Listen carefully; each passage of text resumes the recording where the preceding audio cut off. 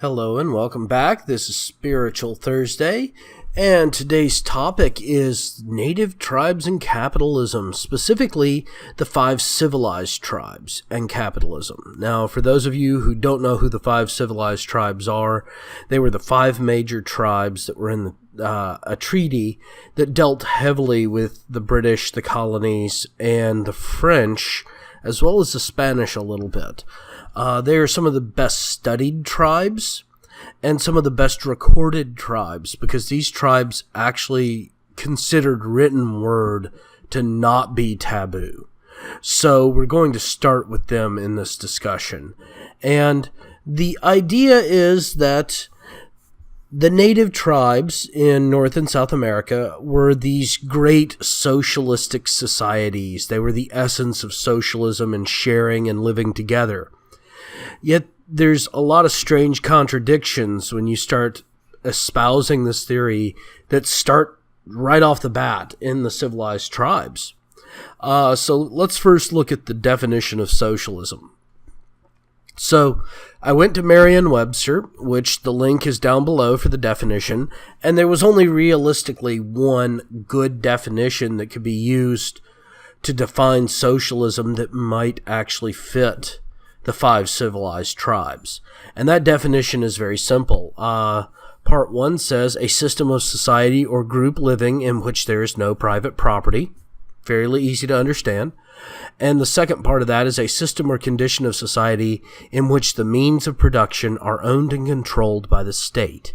Now, for purposes of this discussion, we are going to replace the word state with the word tribe, because the civilized tribes actually saw themselves as kind of these amorphous nation states where their population shifted and moved and altered, and they didn't own permanent property, but they were still a nation in and of themselves. So they created treaties and negotiated peace and waged war and performed agriculture and performed livestock herding and everything, while not being tied to the land exclusively.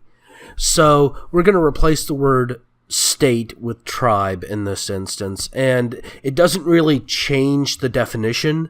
It just changes a slight bit of context because we're only looking at this as a tribal situation.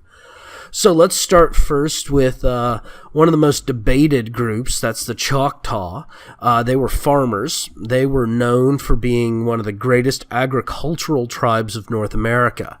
They developed a lot of the base techniques that were then shared to other tribes and used throughout North America and South America for maximum yield production and harvest. They owned slaves. And they owned slaves specifically to help with the farming. And the slaves were privately owned. They weren't owned by the tribe. You owned your own slaves. And actually, they sided with the South in the Civil War, and were actually siding with the South even before that. In the 1840s, they were siding with the southern states that eventually formed the Confederacy because they wanted to continue owning their slaves, because they had individual ideas of private property. And so that completely invalidates any definition of socialism, and even the two that are the best close fitting to native tribe societies.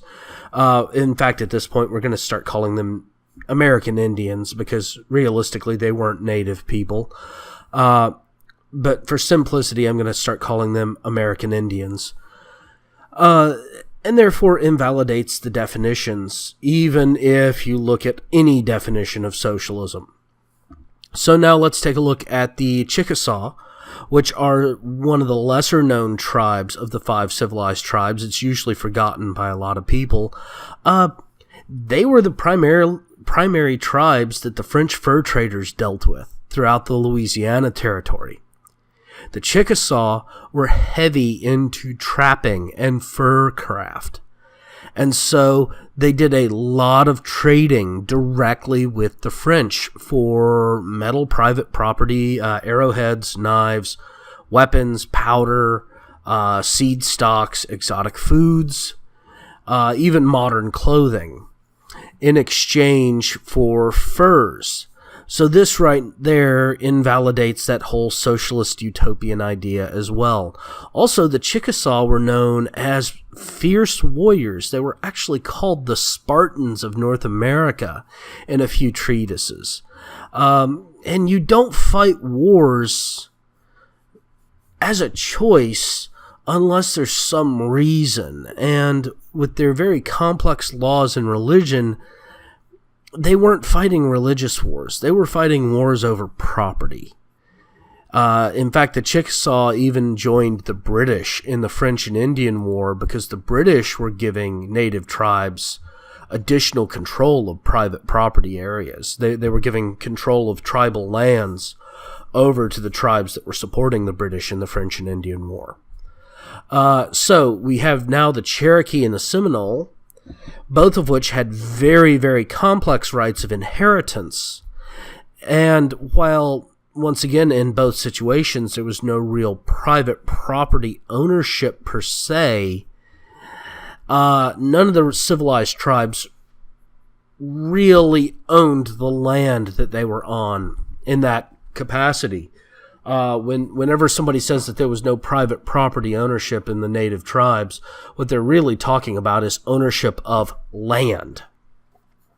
Because once again, in the Cherokee and Seminole tribes, slavery was very common. Ownership of buildings was very common. Carts, horses, even luxury items. Cherokee were actually known for making gorgeous crafts and trading them to other nations.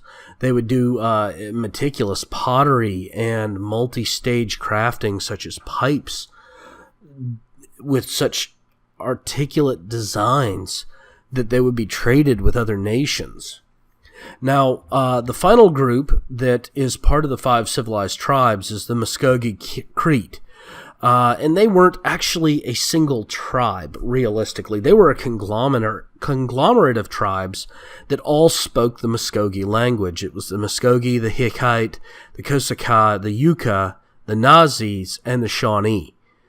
And I might have mispronounced the names there. Please forgive me. There are links down below that discuss a lot of this in further detail. Please go ahead and check out the resources below and bring yourself up into a better understanding of what native culture realistically was. Now, you don't own slaves or participate in treaty production if you don't understand private property. Because realistically, if nobody owns anything, then there's no real reason to have a treaty that says, we'll all band together and defend this area if the other tribes try to come take it. Instead, you would be like, it's not my land it doesn't belong to my tribe. It's not our property. I should just go ahead and let it go and move somewhere else. And that's what they want you to think the native tribes were like. And so that everybody knows, yes, I understand that even in Soviet Russia and communist China and even communist North Korea, certain aspects of private property exists. But one of the things I wanted to bring forth is we are talking about pre-1840s here in the way that these tribes lived. And in that time, the ownership of slaves was ownership of the means of production, especially with heavily agricultural societies such as the Chickasaw and the Choctaw, where you didn't have machinery to plow the land and tend the land. You had workers, and only the workers did that kind of stuff. And so owning a bunch of privately owned slaves meant you owned means of production. So don't try to apply modern concepts to non-modern societies. These guys realistically did own their own means of production. It was considered private property. And even in cases like the Cherokee with the Cherokee Phoenix, which was the Cherokee Tribal newspaper, it was produced in 2 languages, and people who only read Cherokee got it for free, but people who read Cherokee in English had to pay a subscription for it, and the subscription was nominal, but it was primarily there to recover costs. so that the newspaper could continue producing. So yes, it was kind of a tribal resource, but it was also an important communication tool to keep their country together, because the Cherokee Nation was spread over multiple states and didn't have instantaneous forms of communication available. Well, I hope that this kind of shines a light on the fallacy of the socialist utopian society that many people dictate that the native tribes were, because they realistically weren't. Just because you don't own the land you're standing on doesn't mean you don't own property. And ownership of property and means of production is capitalism in and of itself. So don't let people fool you. Thank you again for joining me. If you appreciate what I did, please like and subscribe. If you catch this on VidMe, please upvote and follow. Don't forget to check out my Patreon. It's Patreon, patreon.com/VETERANMOUTIANMAN.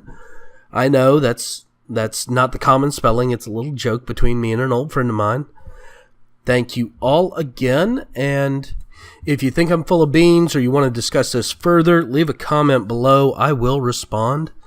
Thank you, and have a good day.